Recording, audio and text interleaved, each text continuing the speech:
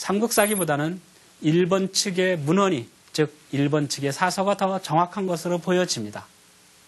자, 장보고가 반란을 일으키자 정부에서는 장보고의 힘이 워낙 세기 때문에 진압할 수 없어서 쩔쩔매고 있었습니다.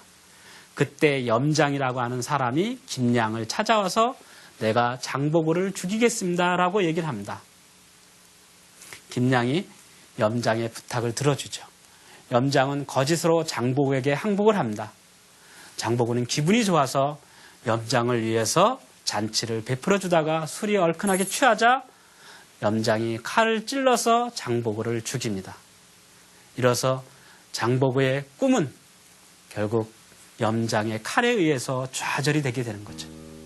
장보고가 죽은 이후에 청해진에 있는 군사들은 나중에 벽골군, 지금의 김제군으로 옮기면서 청해진은 폐지가 되게 됩니다. 해상왕국을 이루었던 장보고, 염장의 칼에 의해서 장보고가 쓰러짐으로써 그의 해상왕국도 붕괴되어 버렸던 것이죠. 참으로 안타까운 일이 아닐 수 없겠죠.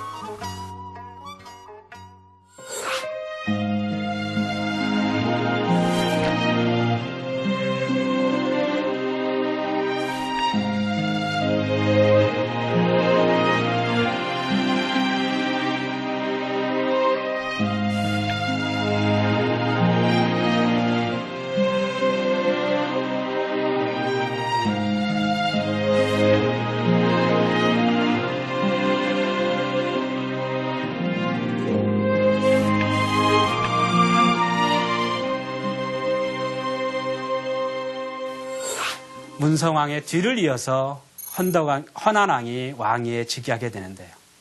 그는 문성왕의 삼촌이었습니다. 헌안왕에게는 2명의 딸이 있었습니다. 첫째 딸은 못생겼고요. 둘째 딸은 굉장히 이뻐서 그 당시에 천하일색이라고 이름을 날렸습니다.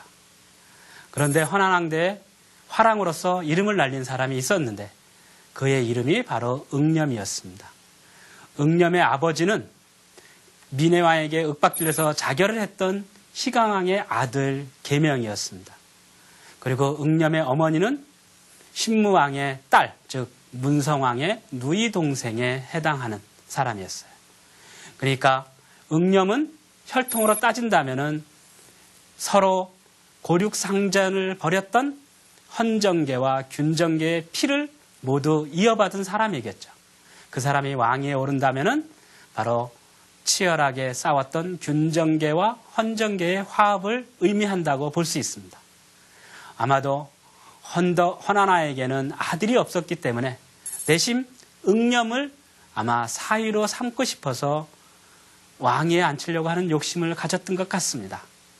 그래서 응념을 불러서 물어봤습니다. 나에게 2딸이 있는데 누구를 아내로 삼겠느냐라고 하니까 응념은 거기서 선뜻 대답하지 못하고 부모와 상의하겠습니다 라고 하면서 물러납니다. 어머니에게 그 말씀을 드리니까 이왕이면은 예쁜 둘째 딸을 아내로 택하라고 조언을 해주죠. 그러나 무엇인가 미심적인 면이 있어서 다시 흑륜사의 승려를 찾아갑니다. 내가 이런 고민이 있는데 어떻게 했으면 좋겠느냐 라고 승려에게 물어보니까 승려는 첫째 딸과 결혼하면은 3가지 좋은 일이 생길 것이다 라고 얘기를 합니다. 승려의 충고를 듣고 헌안왕을 찾아가서 첫째 딸과 결혼하겠습니다 라고 얘기를 합니다. 그리고 나서 얼마 뒤에 헌안왕이 돌아가시고 그리고 유언을 남기기를 사위가 총명하니까 왕위를 잇도록 하라 라고 하였습니다. 헌안왕의 뒤를 이어서 경문왕이 왕위에 올랐습니다. 나중에 경문왕은 2번째, 즉 헌안왕의 둘째 딸을 둘째 왕비로 맞아들입니다. 그리고 나서 승려를 불러서 나에게 3가지 좋은 일이 생긴다고 했는데 그것이 무엇이냐? 라고 물어보니까 첫 번째는 헌안왕 부부가 첫째 딸이 못생겨서 시집을 어떻게 보낼까 걱정을 하고 있었는데 그 걱정을 덜어드린 것이 첫 번째 좋은 일이요. 2번째는 그 덕으로 왕위에 올랐으니까 그것이 2번째 좋은 일이고 3번째는 바로 예쁜 둘째 딸도 왕비를 맞이했으니까 그것이 세 가지 좋은 일이라고 얘기를 합니다. 경문왕과 관련해서 또 다른 설화가 전합니다. 바로 임금님 귀는 당나귀 귀라고 하는 설화입니다. 임금님 귀가 당나귀 귀처럼 컸던 것으로 보여집니다.